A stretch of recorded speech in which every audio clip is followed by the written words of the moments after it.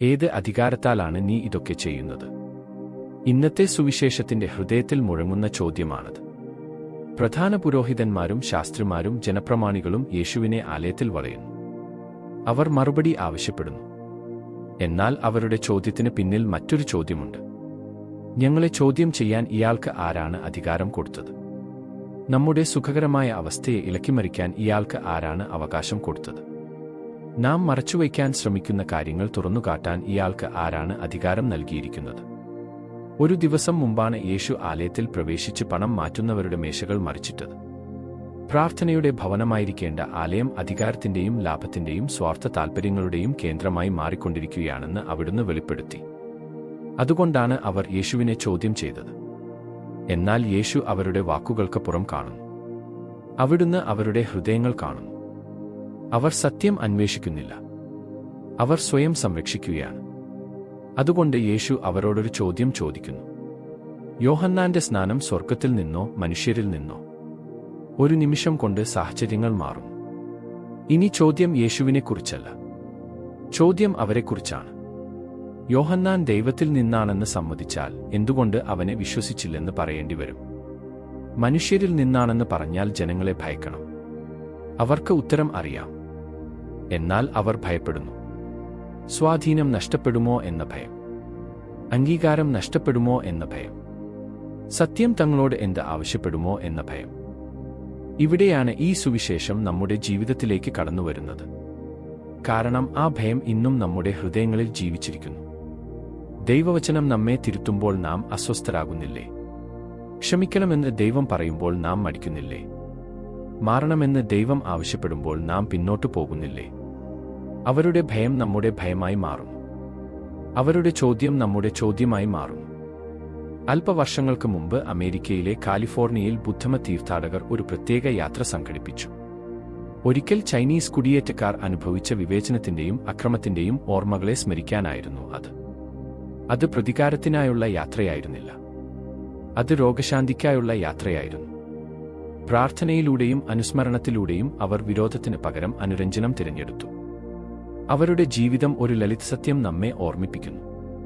വിദ്വേഷം മുറിവുകളെ തുറന്നിടുന്നു. സ്നേഹം അവയെ സുഖപ്പെടുത്തുന്നു. നമ്മുടെ സ്വന്തം രാജ്യത്തും നാം ഇതിന്റെ പ്രതിഫലനങ്ങൾ കണ്ടിട്ടുണ്ട്. ഗാന്ധിജി നമ്മെ പഠിപ്പിച്ചത് സത്യവും അഹിംസയും പലപ്പോഴും ശക്തിയേക്കാൾ ശക്തമാണെന്നാണ്. എതിരാളികളെ തോൽപ്പിക്കുന്നതിലല്ല, ഹൃദയങ്ങളെ മാറ്റുന്നതിലാണ് യഥാർത്ഥ വിജയം. അതാണ് യേശുവും നമ്മെ പഠിപ്പിക്കുന്നത്. ലോകം ശക്തിയെ മറ്റുള്ളവരെ നിയന്ത്രിക്കാനുള്ള കഴിവായി കാണുന്നു. യേശുവാകട്ടെ ശക്തിയെ സ്നേഹിക്കാനുള്ള കഴിവായി വെളിപ്പെടുത്തുന്നു. അവിടുത്തെ ശക്തി സേവനത്തിലാണ്. അവിടുത്തെ മഹത്വം താഴ്മയിലാണ്. അവിടുത്തെ വിജയം സ്വയം സമർപ്പിക്കുന്ന സ്നേഹത്തിലാണ്. അവിടുത്തെ കൈകൾ കുഷ്ഠരോഗികളെ സ്പർശിക്കുന്നു. അവിടുത്തെ ശബ്ദം പാപികൾക്ക് ക്ഷമ നൽകുന്നു. മറ്റുള്ളവർ ഒഴിവാക്കുന്നവരുടെ അടുക്കലേക്ക് അവിടുത്തെ കാലുകൾ നടക്കുന്നു. കുരിശിൽ തൂങ്ങിയിരിക്കുമ്പോഴും അവിടുത്തെ ഹൃദയം തുറന്നു കിടക്കുന്നു. അതുകൊണ്ടാണ് സഭ നോസ്ട്ര എറ്റേറ്റിൽ എന്ന രേഖയിൽ നമ്മെ ഓർമ്മിപ്പിക്കുന്നത്, മറ്റുള്ളവരെ സഹോദരീ സഹോദരന്മാരായി കാണാൻ വിസമ്മതിക്കുമ്പോൾ ദൈവത്തെ നമ്മുടെ പിതാവെന്ന് വിളിക്കാൻ നമുക്കാവില്ല. ആ വാക്കുകൾ ഇന്നും പ്രസക്തമാണ്. വിഭജനങ്ങൾ സംഭാഷണങ്ങളെക്കാൾ ഉച്ചത്തിൽ സംസാരിക്കുന്ന ഒരു ലോകത്താണ് നാം ജീവിക്കുന്നത്. സംശയങ്ങൾ വിശ്വാസത്തെക്കാൾ വേഗത്തിൽ വളരുന്ന ഒരു ലോകത്ത്.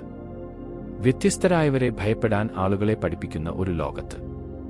എന്നാൽ ക്രിസ്തു എപ്പോഴും മറ്റൊരു വഴിയിലേക്ക് നമ്മെ ക്ഷണിക്കുന്നു.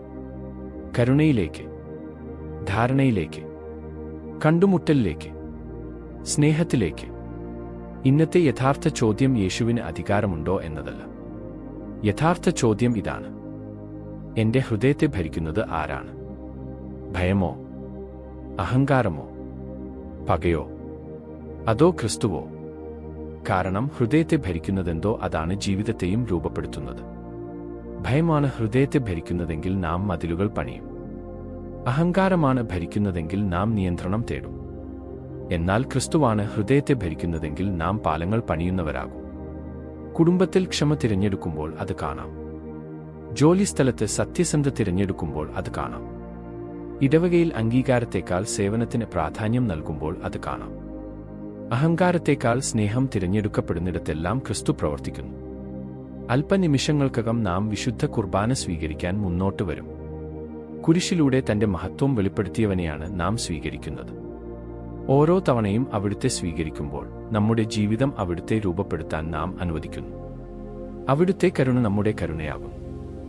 അവിടുത്തെ അനുകമ്പ നമ്മുടെ അനുകമ്പയാകും. അവിടുത്തെ വഴി നമ്മുടെ വഴിയാകും. ഇന്നത്തെ സുവിശേഷത്തിലെ നേതാക്കൾ സ്വന്തം സ്ഥാനവും അധികാരവും മുറുകെ പിടിച്ചുകൊണ്ട് നടന്നുപോയി. യേശുവാകട്ടെ കുരിശിലേക്ക് നടന്നു. ഒരുവൻ സ്വയം സംരക്ഷിക്കാൻ ശ്രമിച്ചു. മറ്റേയാൾ സ്വയം പൂർണ്ണമായി സമർപ്പിച്ചു. ഒരാളുടെ ജീവിതം ഭയത്തിൽ വേരൂന്നിയതായിരുന്നു. മറ്റേയാളുടെ ജീവിതം സ്നേഹത്തിൽ വേരൂന്നിയതായിരുന്നു. 2000 വർഷങ്ങൾ കഴിഞ്ഞിട്ടും നമ്മൾ ഓർക്കുന്നത് ആരെയാണ്? അധികാരം മുറുകെ പിടിച്ചവനെയല്ല, സ്നേഹത്തിനുവേണ്ടി സ്വയം നൽകിയവനെയാണ്. ഒരുപക്ഷേ ഇന്നത്തെ സുവിശേഷത്തിന്റെ അവസാന പ്രതിധ്വനി അതായിരിക്കാം. നാം മുറുകെ പിടിക്കുന്നതെല്ലാം ഒരു നാൾ നഷ്ടമാകും.